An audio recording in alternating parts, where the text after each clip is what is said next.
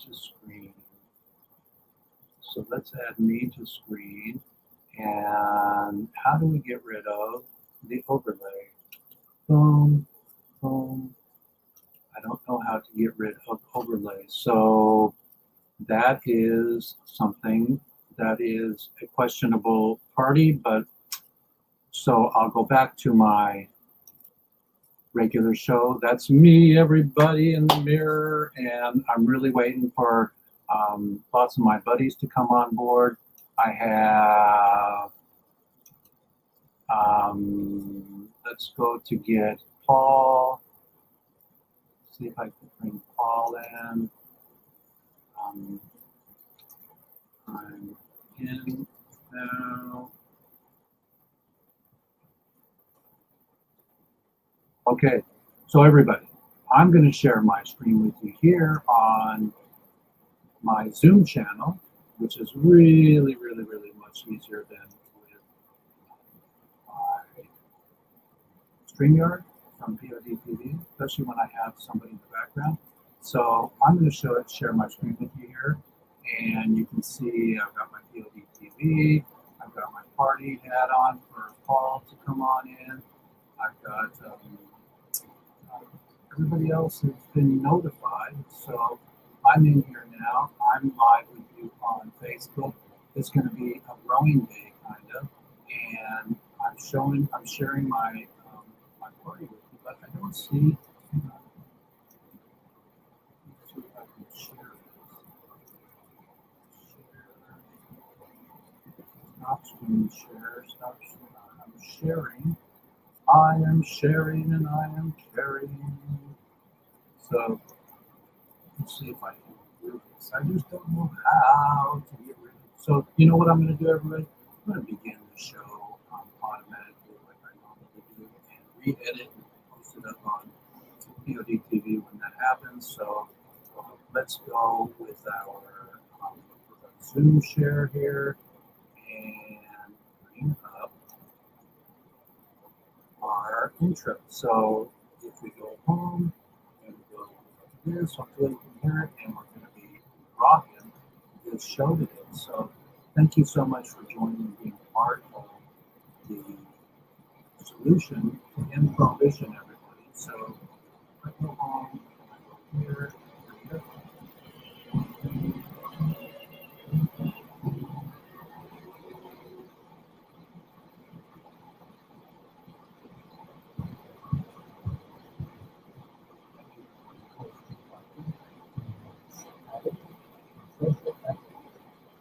Government deregulation, all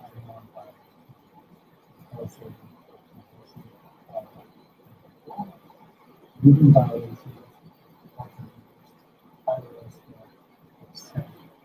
here on WEEDSDAYS, we keep the public informed of all things, including festivals of legislation surrounding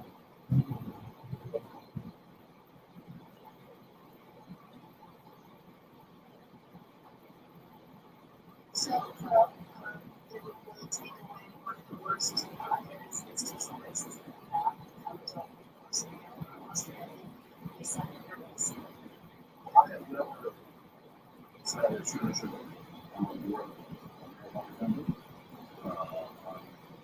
It's always supposed to be. That when I mentioned the team, it's like being a little like but it's good. It's not I don't have some serious money. One of the soldiers with PTSD. It's the 24th century of the anti-war movement. Alcohol is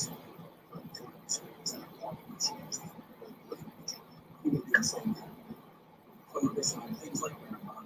It doesn't work. So it's happens. And that is adults with liberty and should be able to use them for free. And this is on the text of that's in some students of the eye, and they are using marijuana for things like anxiety and things like that. I want to get this legal. I want to do it already. It looks like it's going to be done by referendum. It's broadly supported. It's the right thing to do, especially to address the social injustices that are going on every day in our state and, frankly, around our country. recognize what the law actually is on the ground across the country. So I think legalizing at the federal level, I'm a co-sponsor of the states act, which would recognize the fact that we actually allow states to legalize it without going full legalization.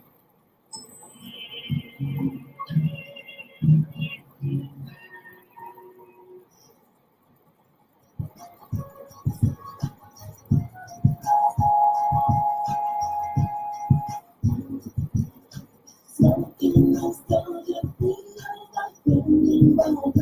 See the rays of the sun, they dance through the crowd. So everybody, in between the beautiful party that we're having here today, to learn more about growing and caring, we have some, some CNN or a little bit of a share with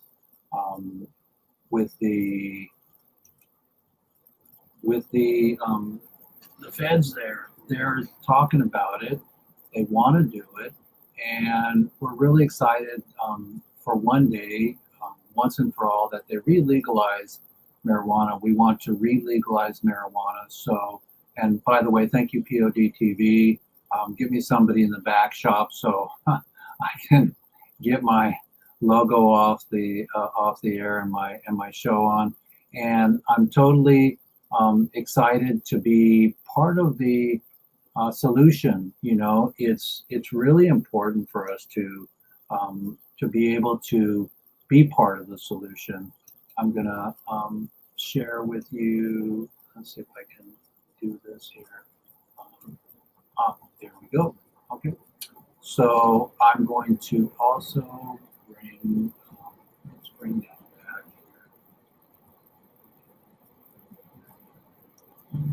here.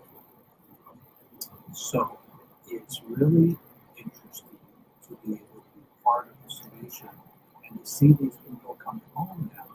Jeff is asking, 2016, I went to Missouri and I totally was in Missouri, in prison at the state penitentiary that was totally, they allowed me to come in, they allowed me to film, they allowed me to do what I needed to do to get Jeff's story. Then I got other stories.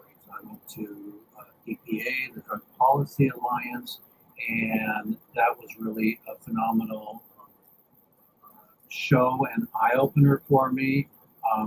It was what I learned at the DPA was that it's not just the drug war, it's the war on people. And here I have a DPA sticker right here.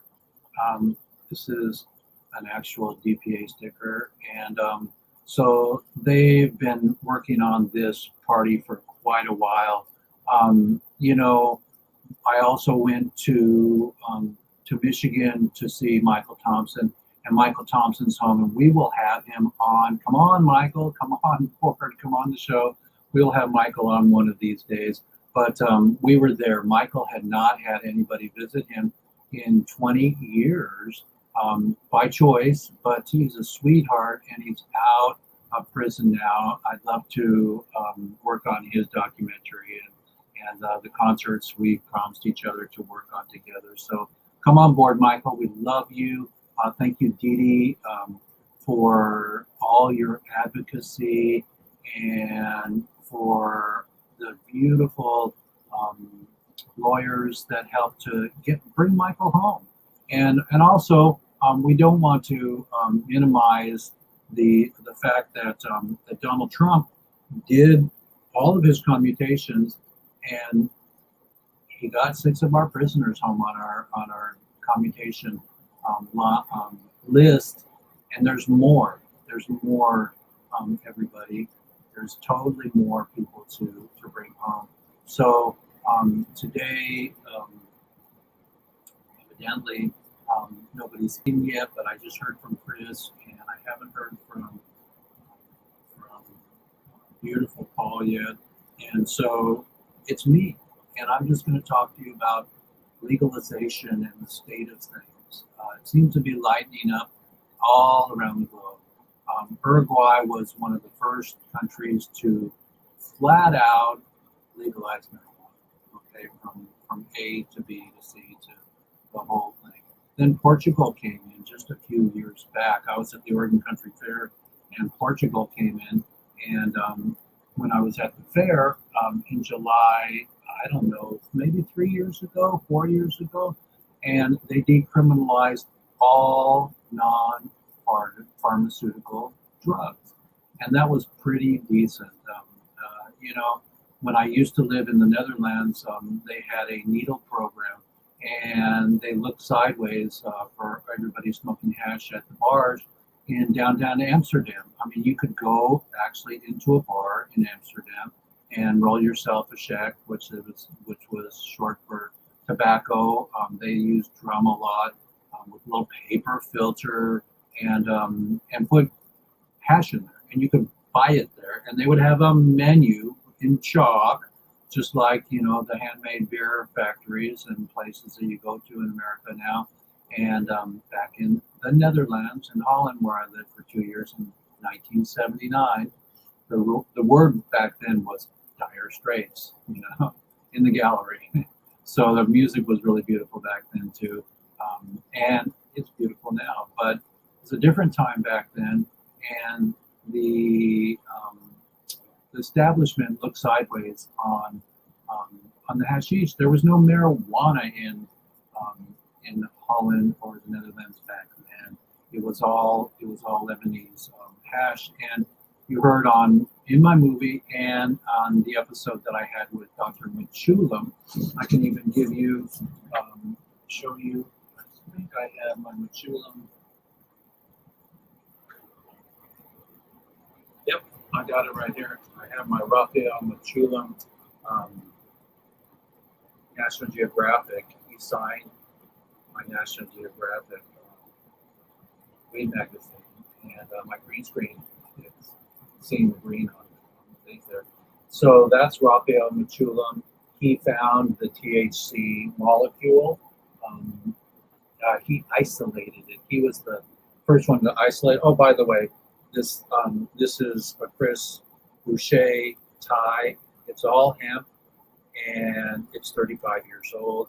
My vest, I make these vests in Vietnam. When they loosen up Vietnam, we'll be able to make more. And so be on the lookout for hemp clothing, everybody. And hemp clothing is incredibly coming and beautiful, and it's sustainable. Let's see, where is my hempcrete ball? Is not here, but I may have something else hemp. Something else hemp. Hemp is a hemp rope.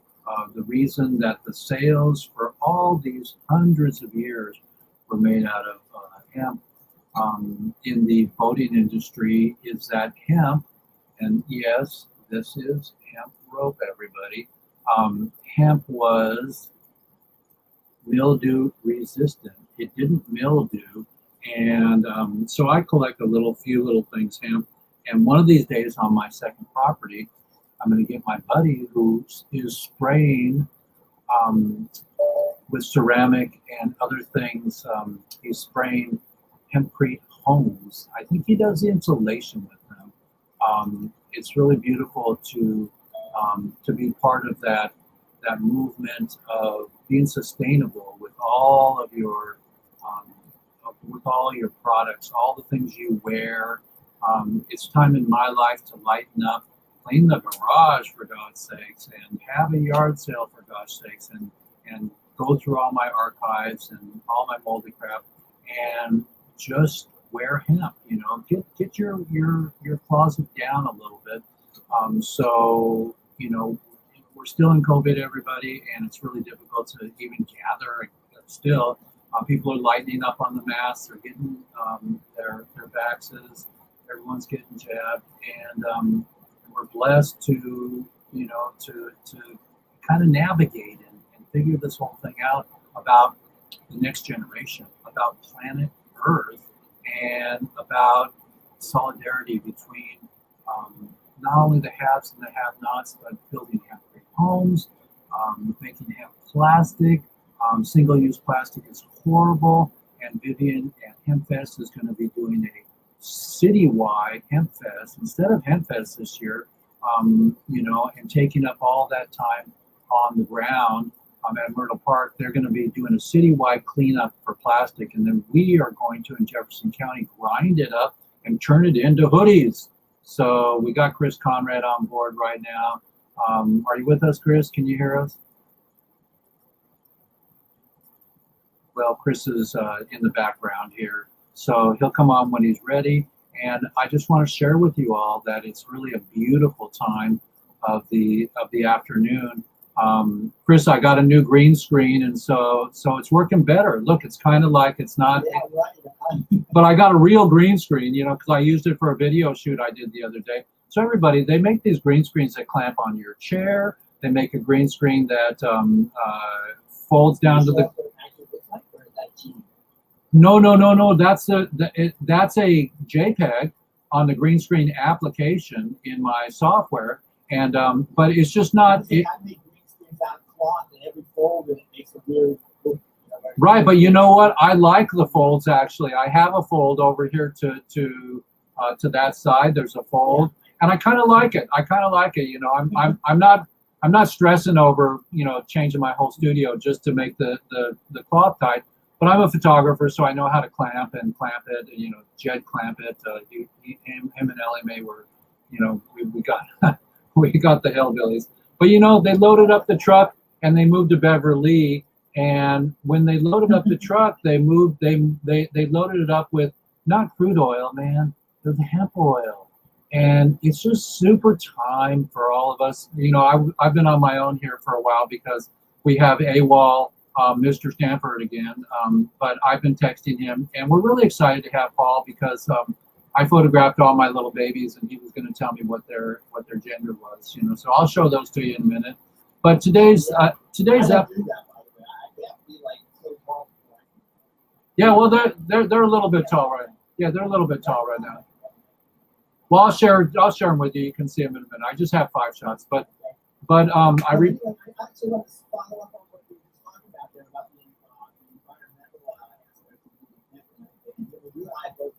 More about all the plastic packaging involved in selling marijuana, and the other thing that really bugs me is when I go and see a hemp field and they have plastic liners that go up and down all the rows between the hemp, because you know I understand that it keeps the weeds down. I understand that it keeps the moisture into the soil, so you know it serves a purpose. But just you know, acres and acres of plastic sheeting that's being, you know, put out every year and then picked up is pretty obnoxious, and certainly not that good for the environment, even though it does help keep in the moisture. But there's this new a company that has a product out that actually gets into that. It's a 3-seed ground cover mix that you sow between your hemp plants. Oh, no way! You're going to CBD or something, and then you can just mow it and you get hay.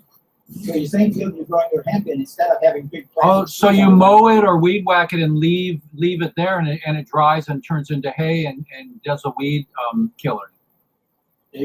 Yeah, exactly. So that also does the same thing. It covers the soil, shades it, keeps the moisture in. Keeps that could be a multi-industry for even regular crop growers. Yeah.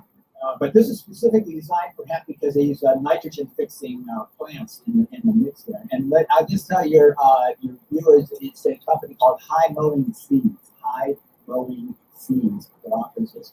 And we're going to have an article about the Leaf Online pretty soon that I just working on today. And you know, you and I share that in common. I just really hate to see, you know, the Earth's friendliest plant be produced into the most toxic, you know, using a lot of toxic stuff. I don't say the most toxic. Well, behind the background, I'll use my phone, everybody, and I'll see if I can get Vivian on to talk about Vivian or Amy to talk about their hemp fest, because wait, I saw Vivian right there. So let's do a little thing here. Vivian, come on to our show this morning to talk about your plastic. Roundup. The Mississippi Supreme Court has overturned the medical marijuana initiative. That's by 76%. Wait. So they went backwards? Yeah, they sure did. They took out the well, it was challenged on the basis that basically what happened was that the legislation wrote the initiative law based on the fact that at the time Mississippi had 5 congressional districts, and it said 20% from each district. Well, then they lost a congressional district, so 20% times 4 is only 80%. So you can't possibly have enough signatures with only 80% of the signatures. You know what I mean? So it's mathematically impossible to qualify a ballot there right now. And so nonetheless, the court has ruled that that means that it has to be thrown off of the well, basically that even though it was all done right, that the legislature made it impossible to pass a ballot measure. And so to qualify a ballot measure, so you pass it, but you can't legally qualify. Come on now and talk about it. And so the interesting thing about that is, so they're throwing out the Mississippi medical marijuana law and forcing the legislature to pass a new one. But meanwhile, there's 2 other initiatives that were passed last year, doing things like voter suppression, with the same situation, and they are not being thrown out because there's no court challenge to them. Only the marijuana law is challenged. But instead of the court saying none of these is valid because none of them meets the criteria, they just say, well, we'll get rid of the marijuana law, and boy, the legislature will agree with that. Well, what about how do we teach these old timers, these grumpy old timers that don't like say that's one hell of a hat, made out of hemp, and that their grandmother loves her hemp cream that helps her to walk, and the lotions and the medicinal aspects of them. How do we push a little bit deeper, even in those states? Because once the state that I live in, Washington, once we lost our medical marijuana, we just had bud tenders that knew nothing about, the medicinal aspects. And you're not allowed to tell anybody that this works or that works or prescribe, even as a bud tender at a medical marijuana store. But they were allowed to at least open the conversation a little bit deeper than the normal bud tender. Yeah, and that runs at the FDA regulations, that you can't make medical claims about something that has not been approved by the FDA. But at the same time, the FDA allows for off-label, not just to approve off-label uses of different kind of medicines too. So it seems to me like what you've got there is that as long as the bud tenders don't represent themselves as being doctors, they can say something. The thing is, to me though, is I don't really know how knowledgeable a lot of these bud tenders are. And there's also a kind of incentive to sell certain products, maybe. Rather than others. Do you know what a PDR is?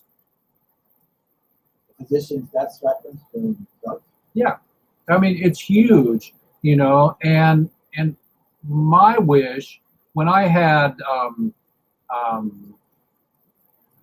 Patch Adams on my show, and Patch Adams is the clown doctor from the Robin Williams movie, from his own life. Right, yeah. And I thought I had a copy here, but I don't have it. And we were talking about my dream. My dream is once and for all, even if we, let's not talk about war in Israel, but if we do the marijuana dance in Israel, they're fantastic. It's Dr. Machulam, and I showed my Babe Ruth card here. That's signed by Dr. Machulam, dude. Can you see that?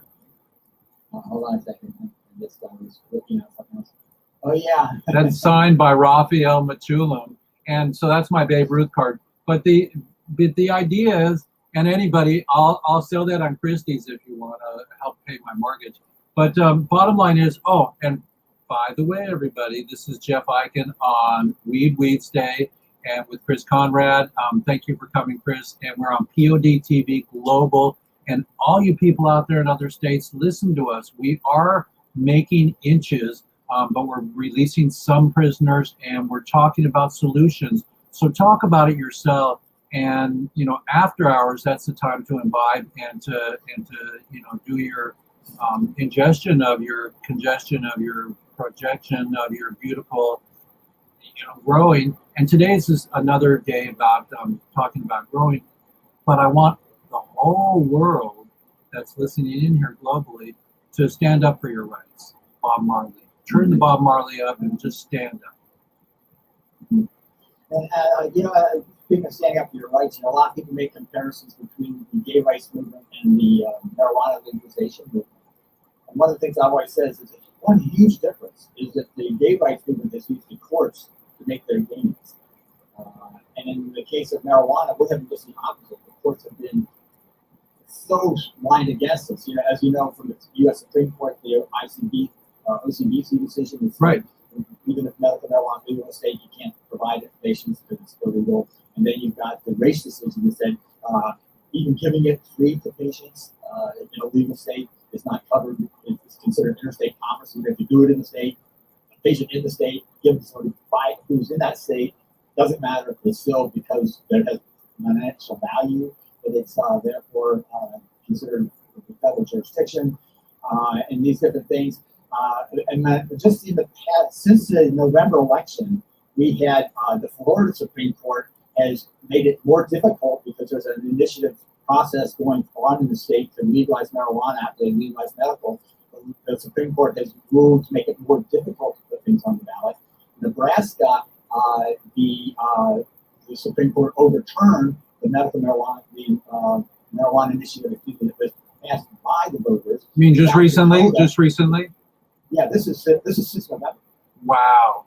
And South Dakota Supreme Court again is considering one, but it's looking very bad for it because they're using the same argument that they used in Nebraska, that when you tax and regulate marijuana, that's more than one subject. Chris, I'm going to share something. I'm going to share something with you. We have and then this. In Montana, we have another one. So this is since the election, we've had 4 state Supreme Courts attacking us. I'm going to share something with you. Watch this here. This is, I'm going to share right from here. I played this morning already, everybody, but Chris needs to see this because it's pertinent to our conversation here. So we're going to start right from here, and I'm going to show you this. Chris. You'll love this.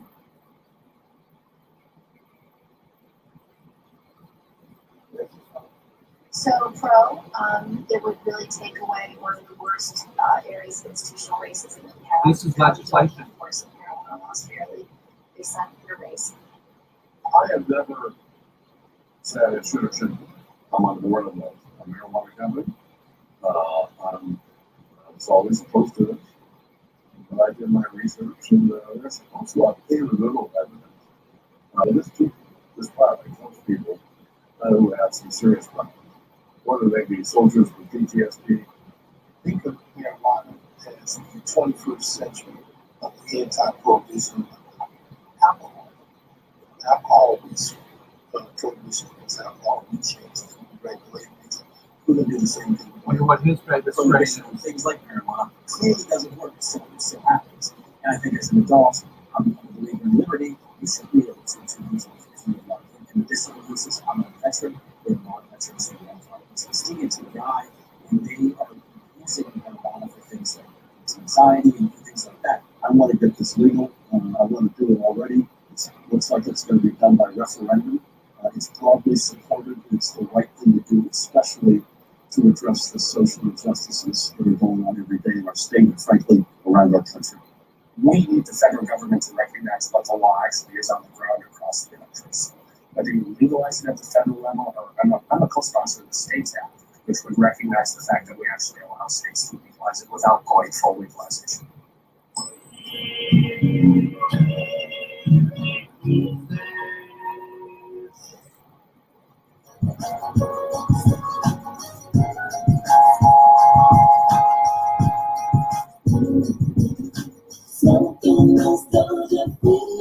There are my plans.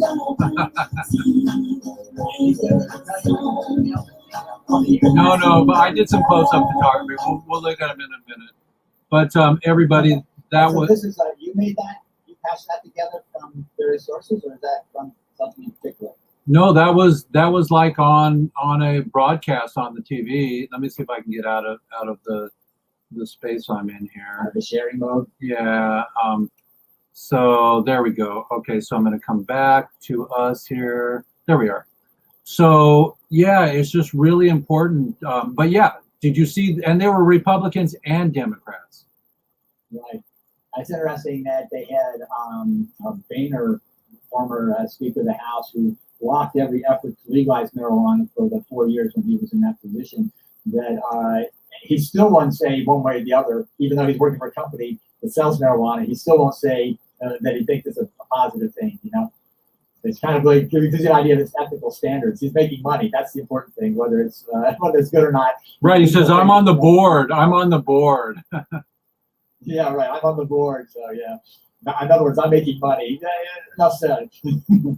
Well, it's so important to teach these people. I mean, that little segment, that 2-minute segment was people in suits, you know, women and men, Republicans and Democrats, saying it makes sense. And one of them was, you know, whether it was Boehner or not, that, you know, that he was a veteran, you know, and that they're using it for PTSD.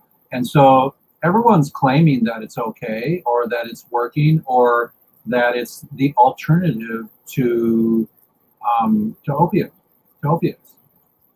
Yeah, we're making more and more information about using it not only to replace opiates, but actually help people who are addicted get off of opiates. Oh wow, yeah. So I think another fascinating thing that's been coming out lately, Jeff, you know, there have been multiple reports talking about how, well, first off, let's go just kind of a side issue. A lot of the problems related to COVID have to do with the fact that people's age, or that they have risk factors. You know, things like being out of shape, like being overweight, like getting diabetes, and so forth and so on. And so one of the things we're finding out with cannabis is that people who use cannabis are more likely to work out, more likely to have a low body weight, and less likely to have diabetes than people who don't smoke marijuana. And so there's been kind of this pattern where they're saying they're seeing fewer instances of COVID among people who smoke marijuana than the general population. And it seems to me like it might be that marijuana has something in it that helps. I don't know. I'm not gonna is there a stat on that somewhere? I mean, where is that information from? I don't know. I mean, there is, but I don't have that stat. Right. Right. That's interesting. That's an interesting angle. You know, I believe in that. The idea that there's a few people that are kiboshing certain things on the earth, like gasoline pipelines and a better battery, and all these things they discombobulate my head that we just can't have this finished. You know, look at Jack Harrer.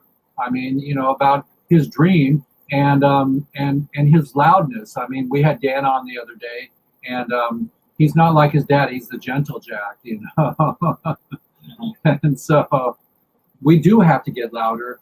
But at the same time, that's why I was saying my dream when I had Patch Adams on, he's the hospital guy, was I want a hospital where we have enough information to have people that are willing and able to come and to get the right strain for who they are and their body weight, or at least to be able to try that strain that has been experimented or known to be good for whatever they ail. So if they're prostate or they have breast, you know, cancer or OPCD or whatever those little insignias are, that there's a place to go to, that they at least have a fighting chance to know their type of marijuana to use, because you can't just go get marijuana and say, that's going to help my PTSD. There's some that work better, and not everybody's the same. So I dream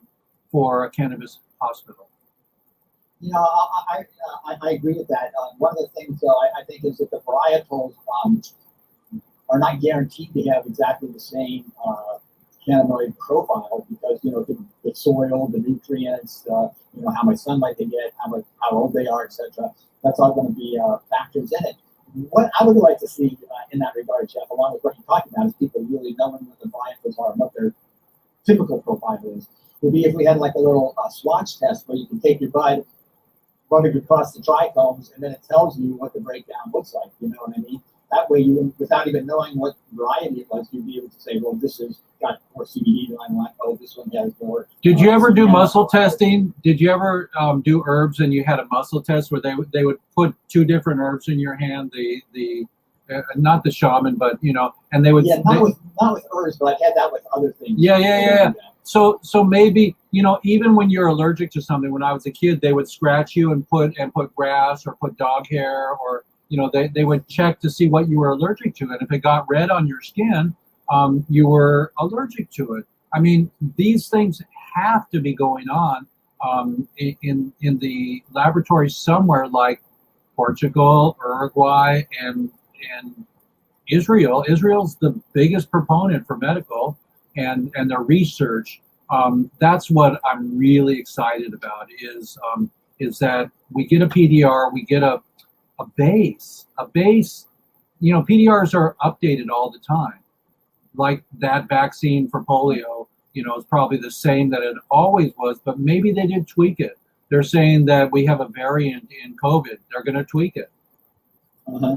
And you're right about the PDRs getting updated, like in 1941 when they took cannabis out as being a beneficial drug and turned it into a dangerous narcotic. You know? Oh my God! That wasn't because they had new research. That was because the federal government had told them they had changed that. Do you like our new poster this week? Yeah, I think it was pretty good. Yeah, It looks like an art crumb. it is. Thank you, Art Crumb. I didn't steal it. I just modified it, and we're I think it looks like that. it is art, but we're passing your legacy on, Art. We love you, and thank you for. I mean, I didn't call Art, but I did a dream on it. I did a little shaman dance around his beautiful art. But he's got a little flower. He's going to give his woman there, and it's growing day. Let me share my screen with you again and show you a little bit about my. So tomorrow's the day you put them outside then from the greenhouse. Yeah. So I'll show you here in my live room here. While you're doing this, I just since you mentioned that Jack and I worked with the team for many years, and you were saying about how you video clip with these guys in suits. It sounded like that was what Jack and I would do. I would be the guy in the suit, and then Jack would be, Jack. And so we made a really good counterpoint to each other. He would come in with all the bluster and I would say fight, and then I would be there in the suit and I just kind of keep going. So it was really back and forth. Well, that was Jerry Lewis and Dean Martin or whatever it was. There was always That's what dudes do.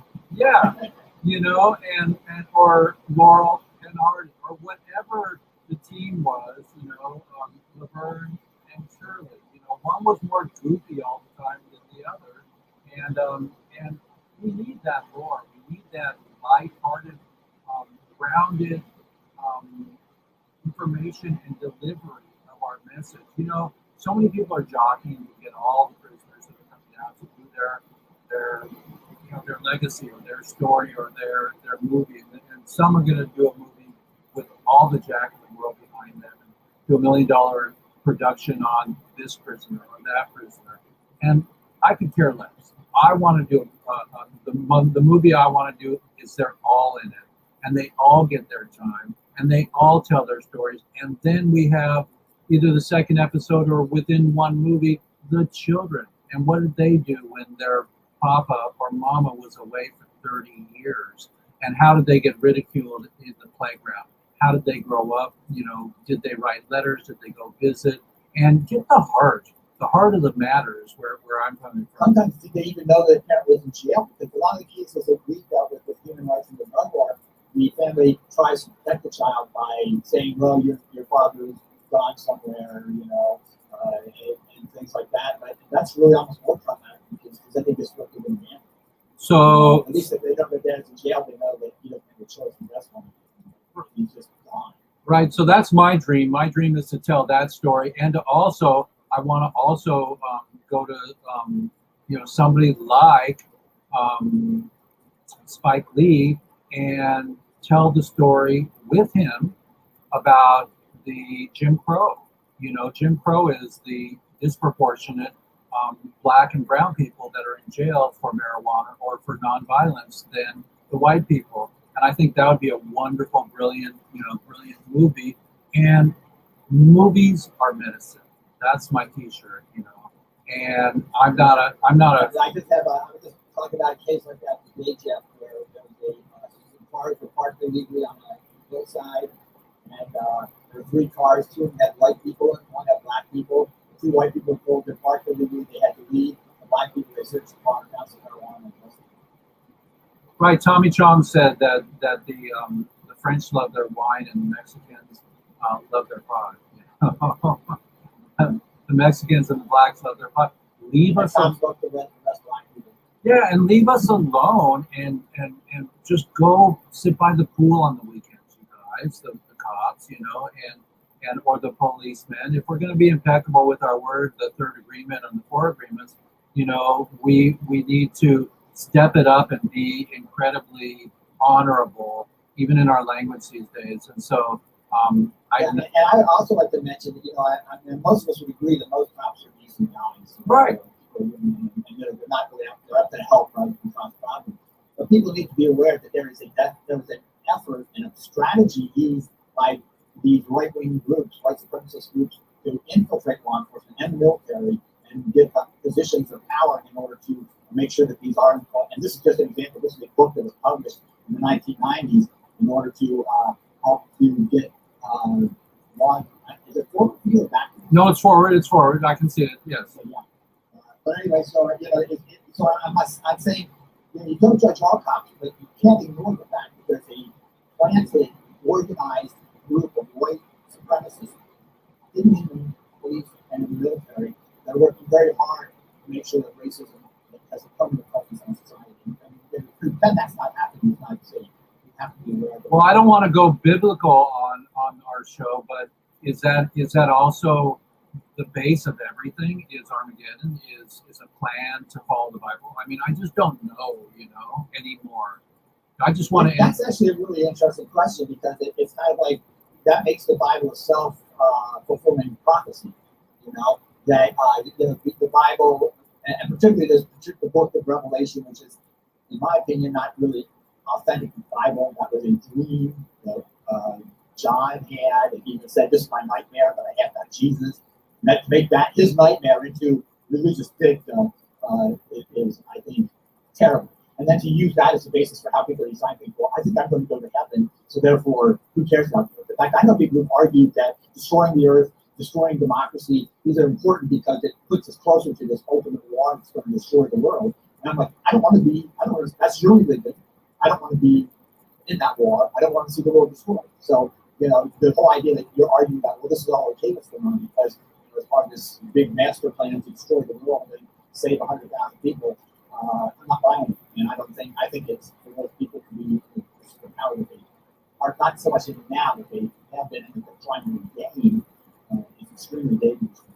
Right. So when I grew up, we had in Hebrew school we had history Hebrew school, and all we got when I was 12, 11, 10, 9 was World War II. You know, extinction of a human race, you know, and again, this is not a political show, everybody. This is Weeds Day on POD TV. Thank you very much, and that's our new peace sign, and you know what that stands for. 3, 2, 1. Since the Bible does mention cannabis, I guess it's okay to talk about the Bible a little bit. Well, did you say? Because it also said that there's a plant that's going to come and save the world and deal with the planet. Did you say? You know, there's certain parts of the Bible. Did you say cannabozo? Did you say cannabozo? But that's the cannabis that makes you giggly. well, but on my desktop, it's always 420. And you know, I have a client that's always 420. It's actually very confusing. Every time I walk in my room, especially around between 3 o'clock and 5 o'clock, it's really confusing. The clock says 420 because it's like, what's up? And, I kind of wonder, you know. And after you had a little cocktail there, so we are here with Chris Conrad, and we're having a blast today. I texted. Yeah, we're sure looking forward to hearing about what. I'm waiting for Paul to come on. We'll see if we can get him next week, but we're rooting for you, Paul, and I hope everything's okay. I know Paul has patience, and he has to go in. He said okay last night, you know, on a little text, you know, and Jeff Eichen here with our special guest Chris Conrad. And Chris, what are you working on right now? What's special? That's I know you traveled a bunch. Have you gotten any momentum after we lost our beautiful friend, our beautiful hemp friend brother? Dion? Yeah, after Dion passed away, what's the story, or what's the family, or what's the plan to keep his legacy going? I can't speak to that. All I can say is, we're going to keep pushing ahead with trying to get them through that. In fact, one of the things we're talking about is wouldn't it be great if the Iowa tree, they had hemp growing there, made hemp tree buildings. What? Actually, what's happening with me though is that, like I was working on this project in Mississippi, and that setback, that's why I'm so aware of what happened there, is because this is a major thing for us. I've always spent multiple billions of dollars. I shouldn't say we, it's not going on my mind. I'm just consulting, but nonetheless, the company spent multiple millions of dollars developing, and then the Supreme Court comes and says, oh, well, the legislation did something that's so mathematically stupid and impossible that you can't continue moving forward. So, to a large extent, I think we're in a situation where right now we're heading into this battle with state courts, because even after we pass initiatives now, they're pulling them away from us. So, that's one of my big concerns is electoral reforms around the country. I really think we need to increase votership, because that's how we win these initiatives, is when a lot of people vote. So the more they oppress and suppress voters, the worse it is for us to move forward. Because as I said, the courts are not our friend. The courts help the gay rights movement. They have not helped us. There have been a few rare instances, but they're pretty rare. California, they had 2 or 3 years. Well, when I started this party, I went that direction for the marijuana side of things. I said we should follow the gay marriage that went all the way to the Supreme Court, follow their success, and so people said, well, how coming out of the closet has been a big theme of like the Cannabis Consumers Campaign, and other projects. They're coming out of the closet and parroting their kind of language has been really useful.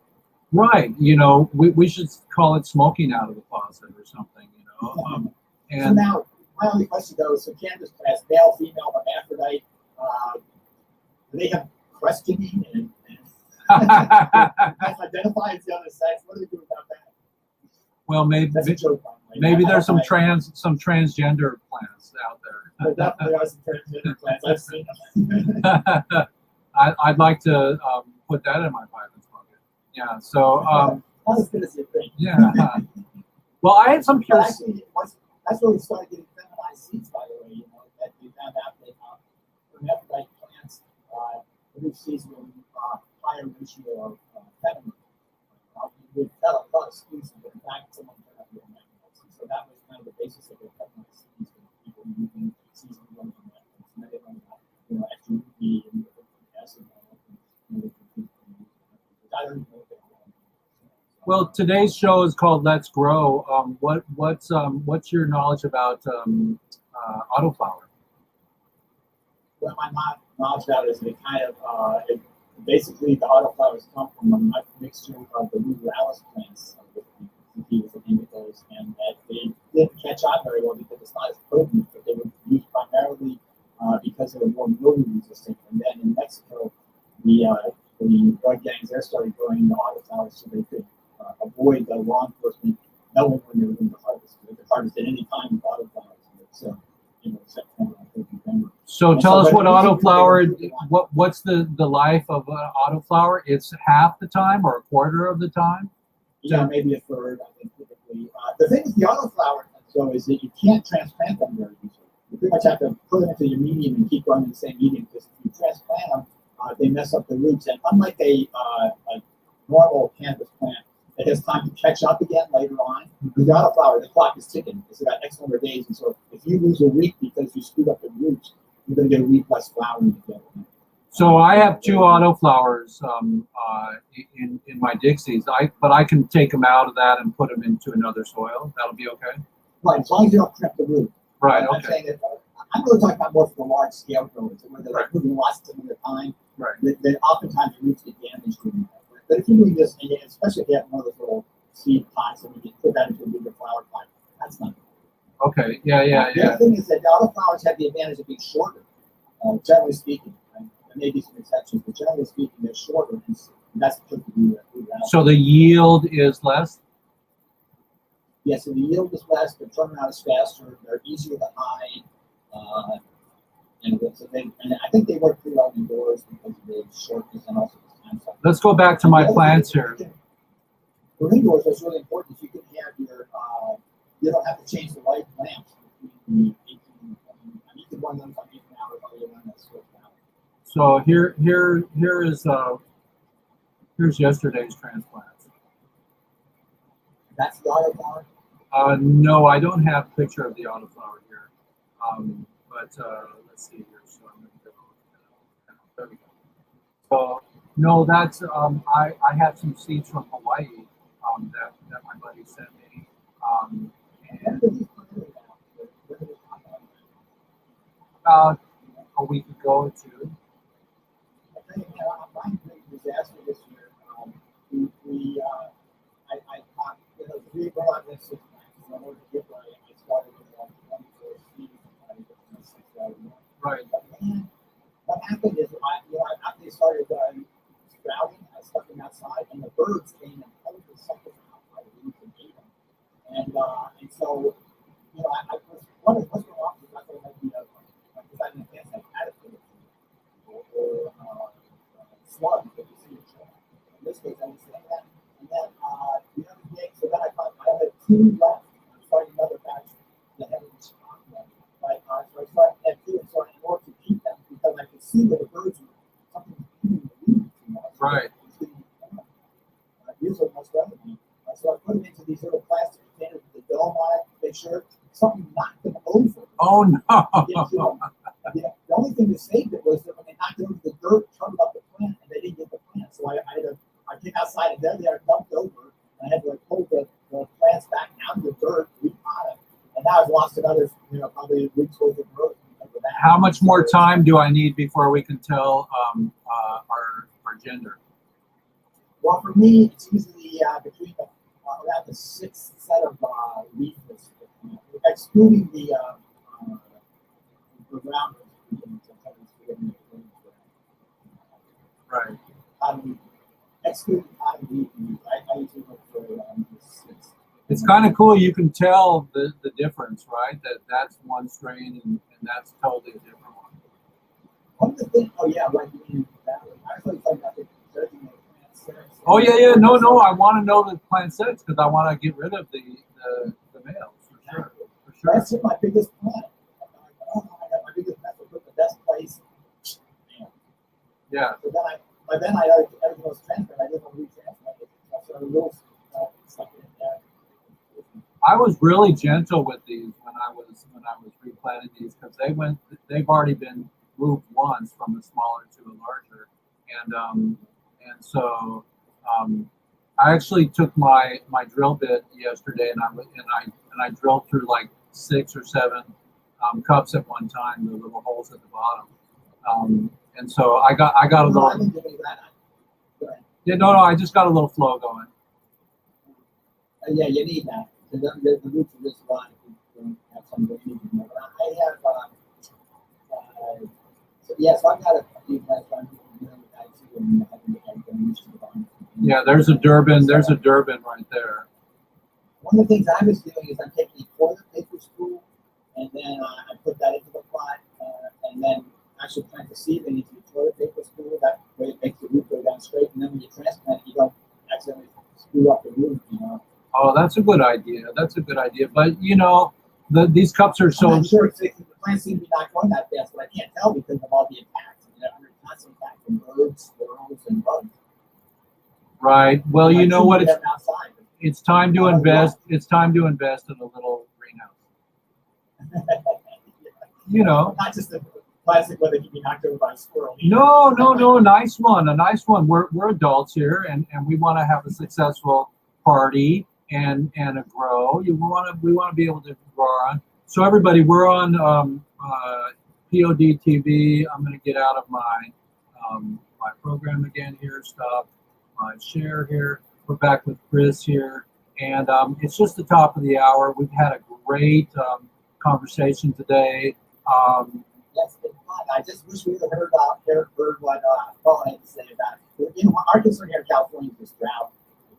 And so, trying to grow with less water is a critical thing here in California. And I probably have to go away too. So I'm urging everybody, put out your greenhouse or your indoor foams if you're growing. You can start planting outside now without any flowers too early. But also, watch your water. Because water is the essence of life. the time is now, everybody. It's a great time to get your plants outside. Be careful in Washington, where we are in Oregon, for mildew. I'm trying some Autoflower, and be sure that you're in compliance, everybody. And also just So in Washington, that means you need a doctor's recommendation. I think you need a green card, which I have, but you gotta renew them, and we're only allowed 3 plants. Yeah, that's why the families are so important. Seeds. Yeah, so that's why I took all my seeds from my little Hawaiian package, and I labeled them, and I put little sticks in there with their little name on it, and I'm going to see which ones are feminized, and then go for it. So, and one of my cancer patients, she came over, I gave her 10 plants, and she was crying. She goes, "Jeffrey, I have no plants this year. What should I do?"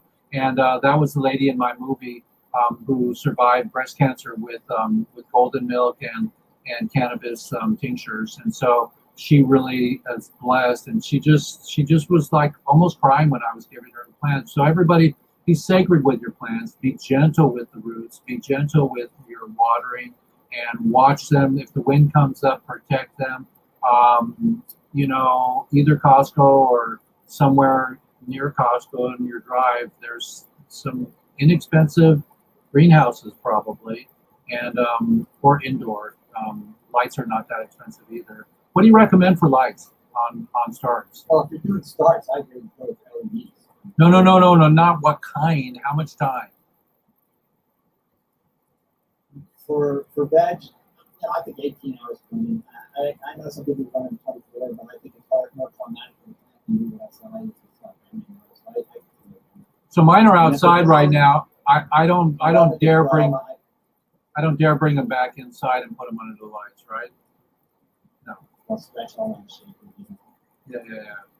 Well, everybody. Yeah, so I invite everybody to visit the leafonline.com, check out our news sites, and if they want to reach me, that's caseychristiano.com, or come to my website, christiano.com. Hey, thanks for the opportunity to have this really good, Jeff. Without a doubt, and you know what? We'll go for Paul again next week. He said for sure last night, and we're in a weed culture, so who knows what he's puffing these days, or if he's with clients, and we're totally happy to have Paul anytime. Paul, we love you. Knock knock, hello, and that's why I made this little poster, this RC poster, and I love you, Christopher, and say hello to your beautiful partner, and here we go. We're out of here, everybody. Today was a great hour, and I'm blessed to have you, Chris, and everybody on POD TV. Weeds Day, everybody. So I'm going to put our outro on, and here we go. Boom. Pam Pam Parade for sure. And here's our outro, everybody. 1, 2, 3.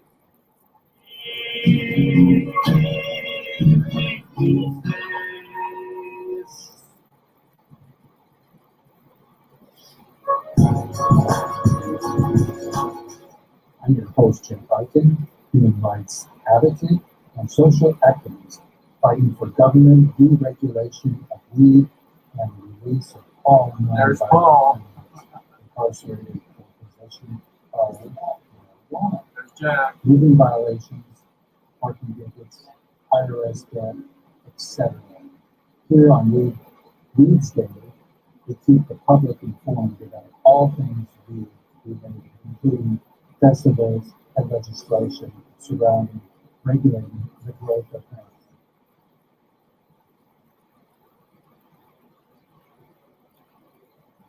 So, Pro, it would really take away one of the worst areas of institutional racism that we have, how we don't enforce marijuana laws fairly based on your race.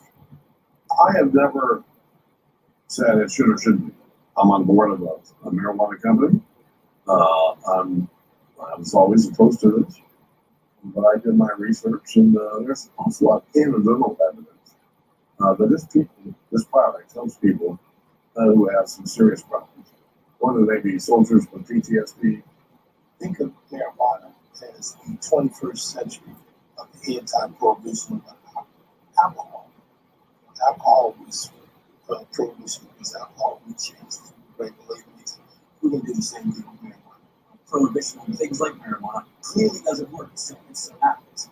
And I think as an adult, I'm a believer in liberty. You should be able to use things for food like in medicinal uses. I'm a veteran. We have a lot of veterans who have PTSD and TBI, and they are using marijuana for things like anxiety and things like that. I want to get this legal. I want to do it already. It looks like it's going to be done by referendum. It's broadly supported. It's the right thing to do, especially to address the social injustices that are going on every day in our state and, frankly, around our country. We need the federal government to recognize what the law actually is on the ground across the country. So whether you legalize it at the federal level, or I'm a co-sponsor of the States Act, which would recognize the fact that we actually allow states to legalize it without going full legalization.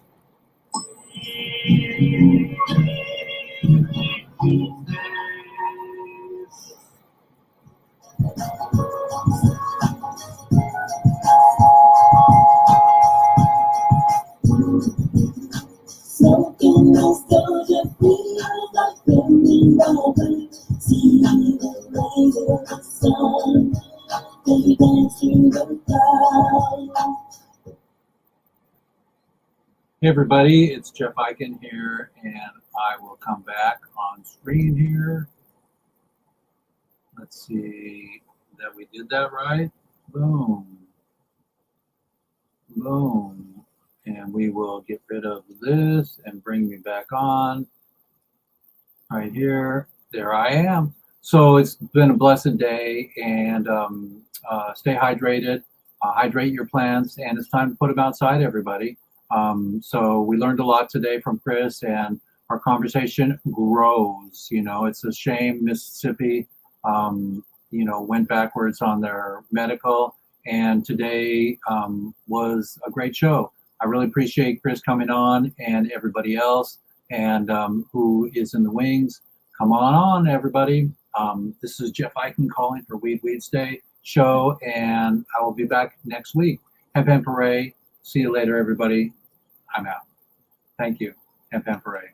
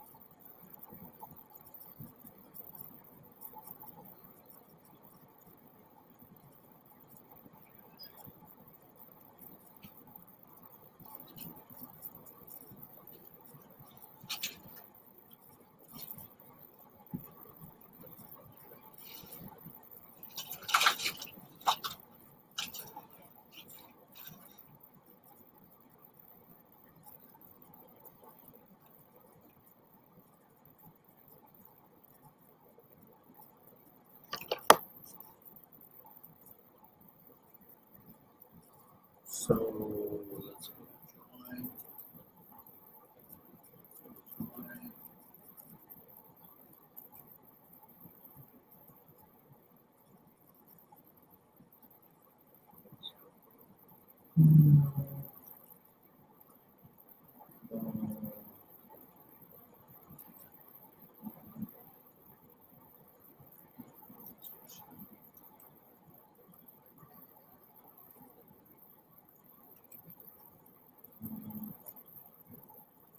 Hmm.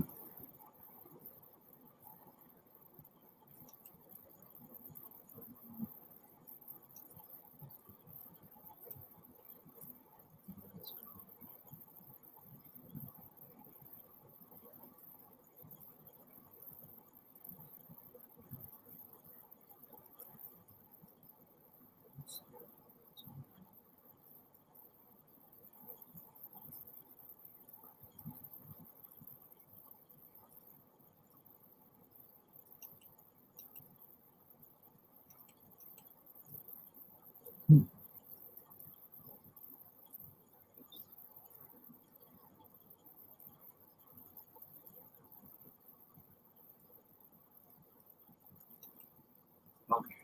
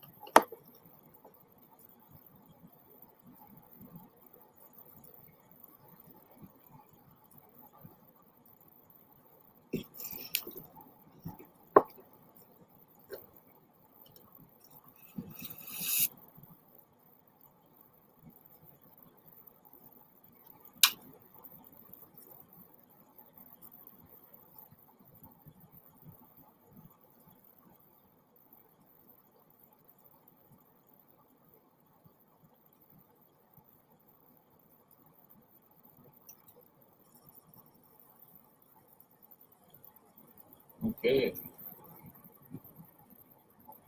Hello, Mark. This is Jeff Eichen, and everybody else who wants to learn a little bit about the liver and the gallbladder cleanse. This is my friend Robin Sharon, and um, and she does this step-by-step guide to the gallbladder cleanse, and it's really excellent and beautiful.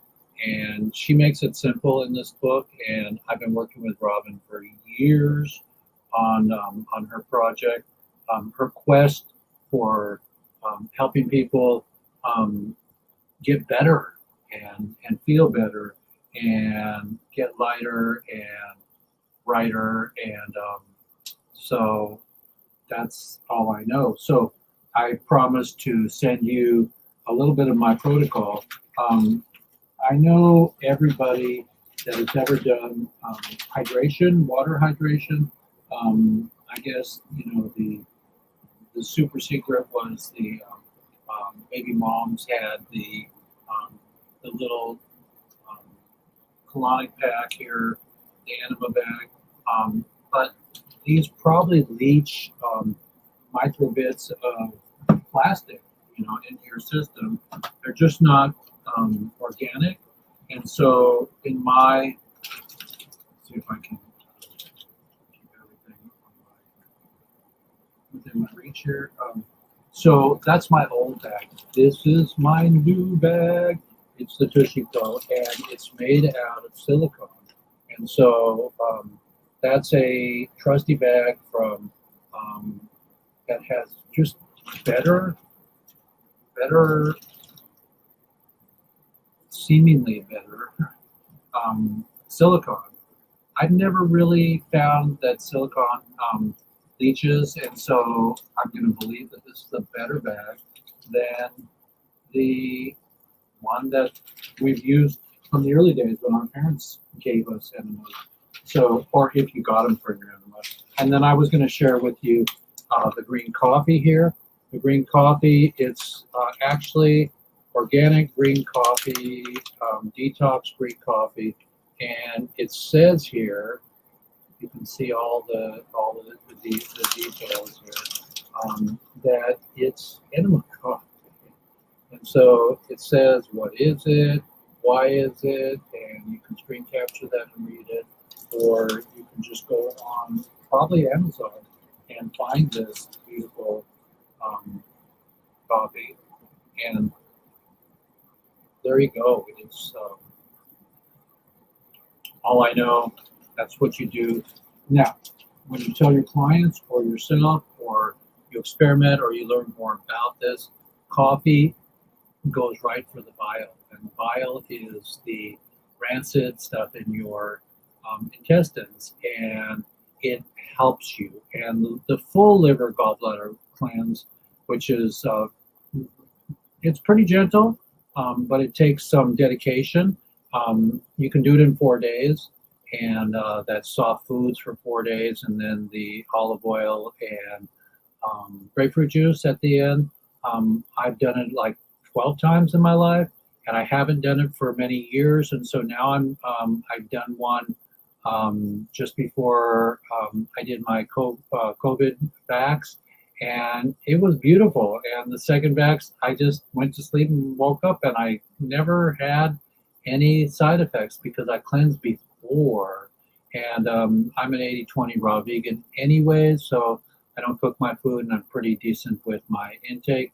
And so I'm really blessed that that you asked me to share with you my protocol.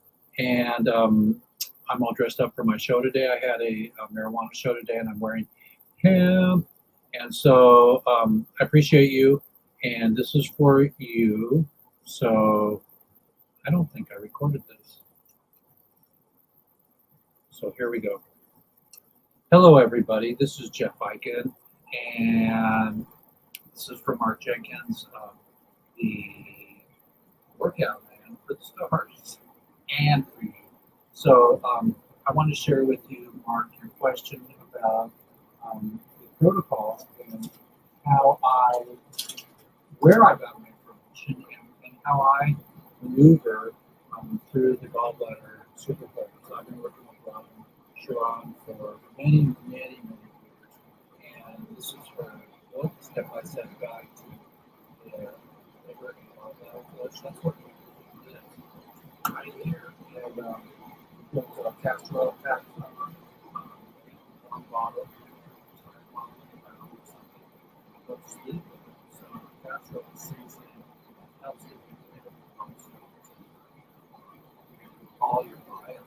And it's the green coffee that is the killer source here. It's the detox green coffee that you were asking me for, Mark, and everybody else. And you can screen capture that if you would like to read that more, but that tells you a little bit about that.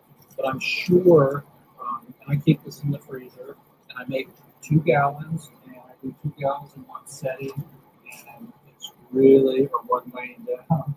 And then I wanted to share with you old school, new school. So this is old school. This is old school enema bag, and so old school enema bag is all I knew. And until I went on and I found this one here, which is called the Tushy Pro, and it's made out of silicone. So I guess that's the next level. And so it's beautiful. And so it won't leach. And plastic has estrogen. Estrogen gives you cancer. And so that's a beautiful thing. I've done like 12 gallbladder flushes in my life. I haven't done one for years. And now, before I got the vax, I did a 2-week cleanse instead of a 4-day cleanse. That is all you need to do for a gallbladder flush, is to clean your colon out by having 4 days of soft food, nothing hard, no seeds, no nuts. And so everything coagulates when you do the olive oil the night before you do the final flush. And it's really brilliant. It feels great. You can do it on your own, a pillow on the bathroom floor, and stay close to the toilet. And when you get full and your belly feels full, then you let it out. And so that's all I know. If you need to know more, anybody can find me. You got my number, you got my whereabouts. Everybody knows Jeffy Fresh and where I'm at. And I got to meet Dick Gregory when I was a kid. So there you go. Thank you, Mark, for inspiring me to for sharing everybody with my new Tushy Pro. And you know what that means. And the green coffee. Some green coffee here. There it is. That's who knew. We do now. Okay, so see you later. Thanks for inquiring. How we get better. We share.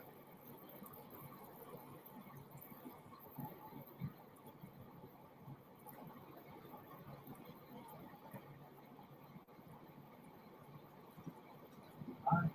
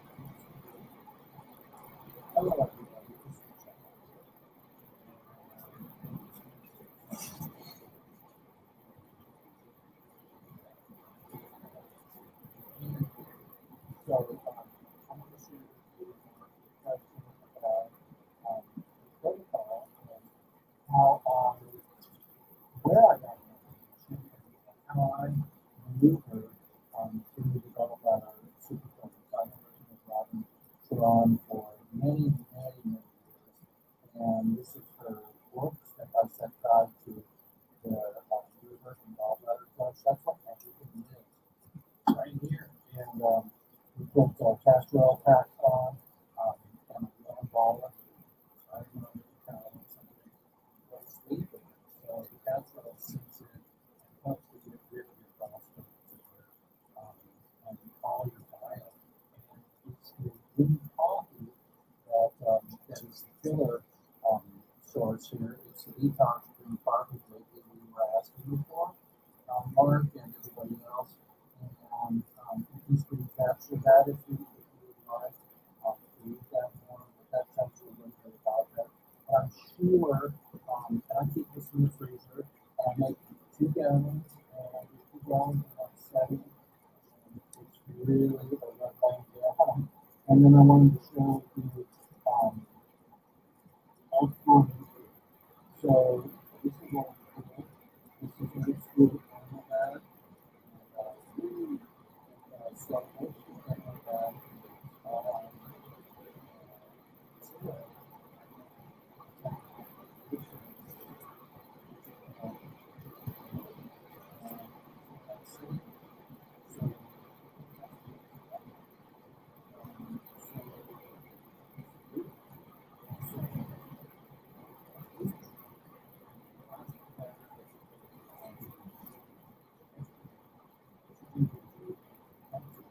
so I think we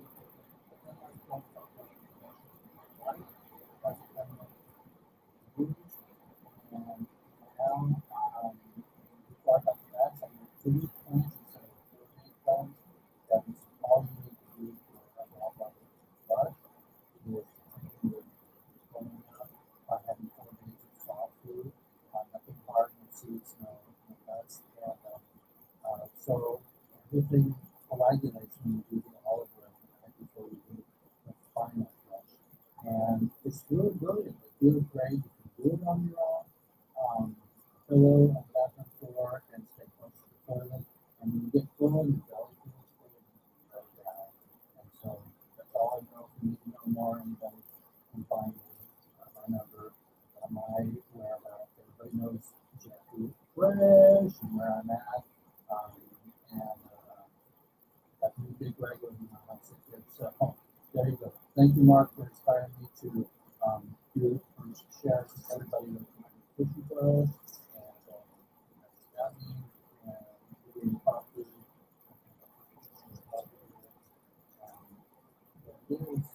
That's for me.